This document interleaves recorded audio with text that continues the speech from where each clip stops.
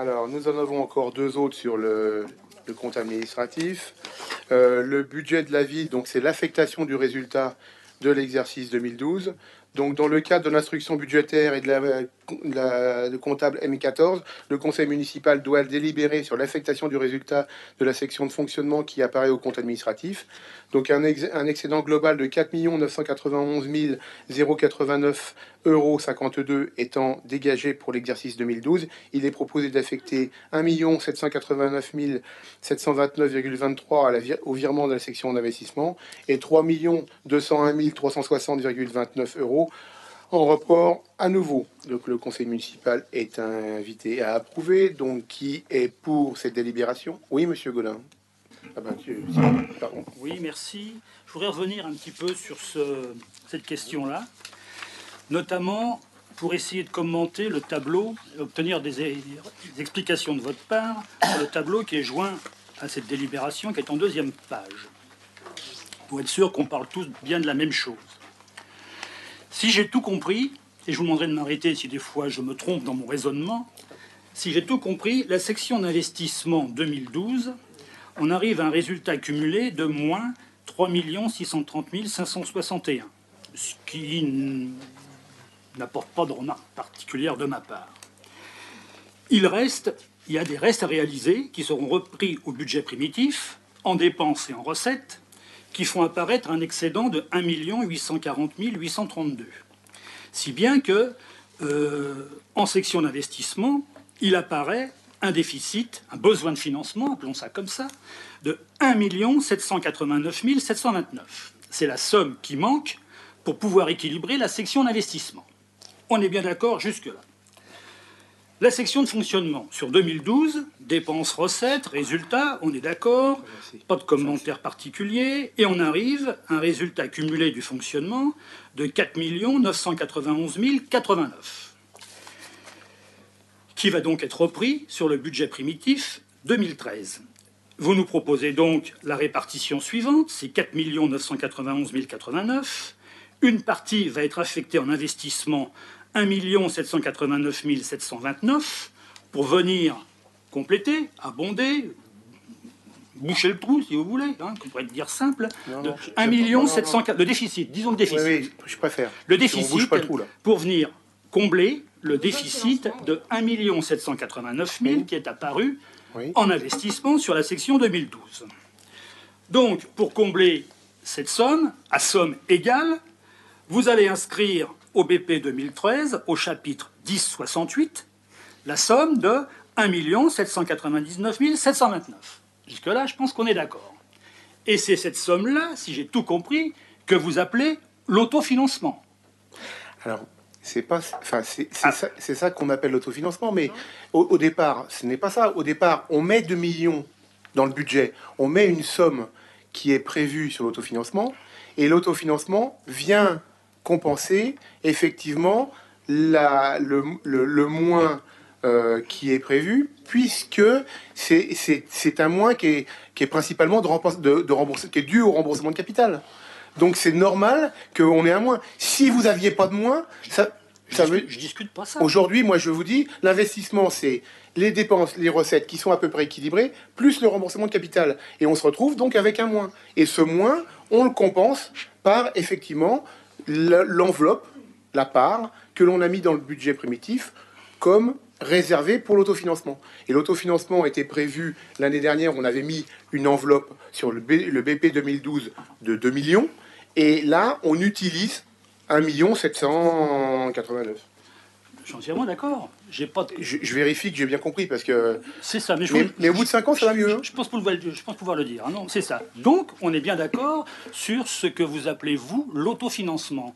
En fait, ce 1 789 000, il sert à compenser ce besoin de financement, ce moins que nous avions là. Ben oui. C'est pas un autofinancement au sens où on l'entend et au sens où on pourrait le faire croire, et surtout au sens où l'entend, elle, la Chambre régionale des comptes, c'est-à-dire une somme qui est disponible une fois que vous avez tout payé. Mais elle n'est pas disponible. Je sais bien. Et le moins qu'on a de 1,7 million correspond au capital que l'on doit rembourser en emprunt. Donc c'est normal qu'il y ait un moins et qu'on compense par cette enveloppe. Mais je ne dis pas le contraire, c'est d'accord, vous le compensez, mais cette somme-là, elle n'est pas disponible. Ouais. Elle est forcément obligée d'être affectée là pour boucher ce besoin de financement que vous avez. C'est pas pour boucher, c'est une provision qu'on fait au BP. Mais non, c'est pas et tous les ans, on met une provision. Ah bah, si, ce million 789 000, c'est pas une provision. Tous les ans, on met 2 millions de provisions. Bah, vous avez beau faire non, mais... Ce million 789 000, c'est pas une provision. Il est réaffecté en 2013 pour compenser le moins 1789, qui correspond... La meilleure preuve que c'est pour 2012, c'est que c'est pour compenser les restes à réaliser. C'est pas que ça. Ah bah si. Bah... Si, c'est ça. Ce million 7, il est fait pour compenser les restes à réaliser. C'est pas 2012. Mais monsieur Gaudin, encore une fois... Oui. Enfin, excusez-moi de vous couper, mais encore une fois, moi je pense, mais après je peux me tromper, mais je pense que là-dessus, encore une fois, vous interprétez. Les restes à réaliser font partie du budget que, effectivement, on a budgété l'an passé sur le budget 2012 et qui n'a pas été réalisé. Donc ça veut dire que les restes à réaliser restent dans le pot commun, dans... je vais dire, la masse financière, qu'il reste dans les positifs. Mais dans cette masse financière, il reste deux choses. Il reste à la fois les restes à réaliser, à la fois les provisions que l'on avait mis, et les 2 millions qu'on avait mis en autofinancement, c'est bien une provision pour assurer le financement du remboursement de capital qu'on doit faire, et le financement, alors il n'est pas exact au centime près, mais le remboursement de capital, aujourd'hui, il est sur l'investissement, il est bien d'environ 1,7 million, et donc c'est ce 1,7 million là qu'on rembourse avec cette enveloppe de 2 millions, et cette enveloppe de 2 millions, elle fait partie des 4 millions excédentaires, qui sont les restes plus les provisions. D'accord. Je conteste pas ça. Bon, non, donc, mais ça va mieux quand on explique comme ça, je pense. Parce que là, c'est plus clair. Enfin, oui, j'avais compris. Sauf qu'on n'est pas d'accord sur cette notion d'autofinancement. Oui, mais je sais. Ça, j'ai bien compris, ça. Pour clore le débat, je vais simplement vous dire, Madame le maire, tout à l'heure... Non, mais c'est pas extraordinaire. Vous allez voir.